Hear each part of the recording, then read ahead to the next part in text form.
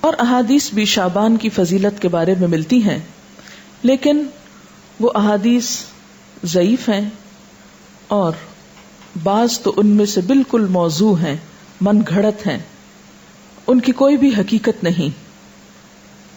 مثال کے طور پر ان میں سے ایک حدیث کچھ یوں ہے کہ آپ صلی اللہ علیہ وسلم نے رات کو کھڑے ہو کر نماز پڑھنا شروع کی، جس میں اتنا لمبا سجدہ کیا کہ میں نے یہ خیال کیا کہ آپ کا انتقال ہو گیا۔ جب میں نے یہ دیکھا تو کھڑی ہو کر حاضر خدمت ہوئی اور آپ کے پیر کے انگوٹھے کو ہلایا تو وہ ہل گیا، تو میں سمجھ گئی کہ آپ زندہ ہیں۔ پھر کان لگا کر جب میں نے سنا تو سجدے میں آپ یہ دعا پڑھ رہے تھے، اے اللہ میں پناہ مانگتا ہوں تیری معافی کے ساتھ تیرے عذاب سے، پناہ چاہتا ہوں تیری خوشنودی کے ذریعے سے تیرے غصے سے، اور میں پناہ چاہتا ہوں تیرے عذاب اور قہر سے، اور تیری معافی کے ذریعے سے تیرے عذاب سے پناہ چاہتا ہوں، اور تو اتنی خوبیوں والا ہے کہ میں ان کو گن نہیں سکتا اور نہ تعریف کر سکتا ہوں۔ تو ایسا ہی ہے جیسا کہ تو نے اپنی تعریف کی۔ جب آپ نے سجدے سے سر اٹھایا اور نماز سے فارغ ہوئے تو مجھ سے فرمایا، اے عائشہ کیا تم نے یہ خیال کیا ہے کہ اللہ کے رسول صلی اللہ علیہ وسلم تیری خیانت کریں گے اور تیری حق تلفی کر کے غیر کے پاس جائیں گے؟ میں نے عرض کیا، یا رسول اللہ خدا کی قسم نہیں، لیکن آپ کے لمبا سجدہ کرنے کی وجہ سے میں نے خیال کیا شاید آپ کا انتقال ہو گیا ہے۔ پھر آپ نے فرمایا کہ اے عائشہ کیا تم جانتی ہو یہ کون سی رات ہے؟ میں نے عرض کیا، اللہ اور اس کے رسول زیادہ جانتے ہیں۔ آپ نے فرمایا آج شعبان کی 15ویں رات ہے۔ اس شب میں اللہ تعالیٰ اپنے بندوں کی طرف نظر رحمت سے دیکھتا ہے، معافی چاہنے والوں کو معاف کرتا ہے، رحم چاہنے والوں کو رحم فرماتا ہے، اور بغض رکھنے والوں کو ان کے حال پہ چھوڑ دیتا ہے۔ لیکن اس حدیث کی کوئی بھی اصل نہیں، یہ حدیث جو ہے درست نہیں اور اس پر اعتبار نہیں کیا جا سکتا۔ اسی طرح ایک اور اسی قسم کی حدیث جو عام طور پر آپ اخباروں میں پڑھیں گے اور بہت تحریروں میں ہائی لائٹ کر کے یہ باتیں لکھی ہوئی آپ کو ملیں گی، لیکن اس حدیث کی بھی کوئی حقیقت نہیں ہے، اور وہ کیا ہے کہ حضرت عائشہ نے بیان کیا کہ رسول اللہ صلی اللہ علیہ وسلم نے فرمایا کہ میرے پاس جبریل تشریف لائے تھے اور فرمایا آج کی رات شعبان کی 15ویں رات ہے، اس رات میں اللہ تعالیٰ قبیلہ کلب کی بکریوں کے بالوں کے شمار کے برابر دوزخ سے لوگوں کو آزاد کرتا ہے۔ اس رات میں مشرک کی طرف نظر رحمت سے نہیں دیکھتا، نہ کینہ پرور کی طرف دیکھتا ہے، نہ رشتہ کاٹنے والوں کی طرف، اور نہ ٹخنے سے نیچے پائجامہ لٹکانے والوں کی طرف، نہ ماں باپ کے نافرمان کی طرف، نہ شراب پینے والے کی طرف۔ تو اس کی بھی کوئی حقیقت نہیں ہے، یہ بھی بالکل ایک من گھڑت سی حدیث ہے۔ لیکن چونکہ یہ فضیلت کے باب میں ہے اس لیے عام طور پر لوگ ان کو بے دریغ روایت کرتے رہتے ہیں۔ اسی طرح ایک اور موضوع حدیث انشاءاللہ علوم الحدیث آپ پڑھیں گے تو آپ کو اس کی پوری ہسٹری بتائی جائے گی۔ موضوع حدیث ایک اور بھی ہے کہ آپ صلی اللہ علیہ وسلم نے فرمایا جو شخص 15ویں شعبان کی رات میں 100 رکعتیں پڑھتا ہے تو اللہ تعالیٰ اس کی طرف 100 فرشتے بھیجتا ہے، 30 اسے جنت کی خوشخبری دیتے ہیں، 30 اسے آگ کے عذاب سے امن دیتے ہیں اور اسے دنیا کی بلاؤں سے دور رکھتے ہیں، اور 10 اسے شیطان کے دھوکے سے دور رکھتے ہیں۔ یہ بھی بالکل من گھڑت حدیث ہے اور ناقابل اعتبار۔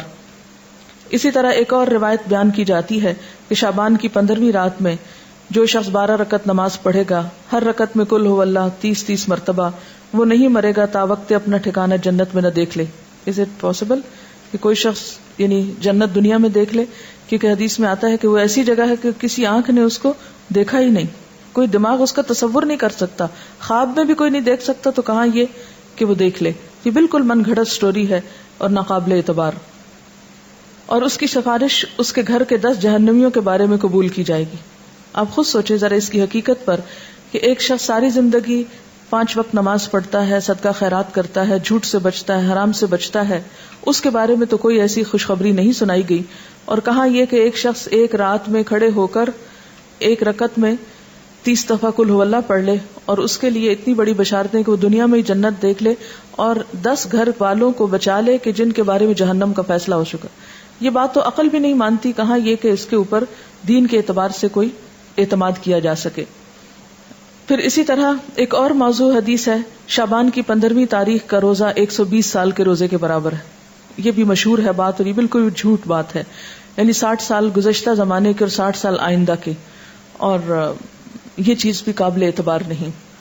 تو جو صحیح روایات سے ہم کو پتہ چلتا ہے شعبان کے بارے میں وہ کیا ہے کہ اس مہینے میں روزوں کی فضیلت ہے، یعنی ایک برکت والا مہینہ ہے رمضان کی ابتدا ہے، رمضان کی تیاری ہے، اور کثرت سے نفلی روزے رکھنے چاہیے. ہاں 15 شعبان کے بعد نفلی روزوں سے بھی روکا گیا ہے تاکہ رمضان کے لیے کمزوری نہ ہو اور رمضان کے روزے چھوٹنے کا اندیشہ نہ ہو. پھر یہ ہے کہ ہمارے ہاں عام طور پر اس رات کے بارے میں کچھ فضیلتیں منسوب ہیں. مثلاً یہ کہ شب برات میں سالانہ بجٹ تقسیم ہوتا ہے، سال بھر کے امور کا فیصلہ ہوتا ہے، رزق، شادی، اولاد، حج، موت، بیماری، فراخی، تنگی، عزت، ذلت، حادثات، غمی، خوشی. اس رات بعض لوگوں کو مردوں میں لکھ دیا جاتا ہے.